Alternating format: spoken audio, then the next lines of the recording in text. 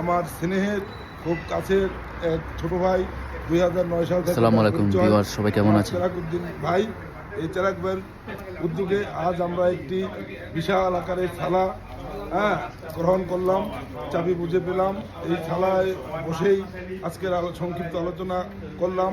আমাদের সকল ধর্মপ্রাণ মুসলমান ভাইরা একত্রিতভাবে কীভাবে নামাজ আদায় করতে পারি এবং ইসলামিক কালচার আমাদের সন্তানদেরকে ইসলামিক শিক্ষা গ্রহণ করাতে পারি, এই বিষয় খুব সুন্দর একটি আলোচনা হয়েছে। ইনশাল্লাহ সামনে আমরা আমাদের থেকে আরও নিউজ পাবেন। আমরা এই সামনের দিকে ইসলামিক কালচার নিয়ে অনেক দূর এগিয়ে যাব বলেই আমি আমার সংক্ষিপ্ত বক্তব্য শেষ করছি।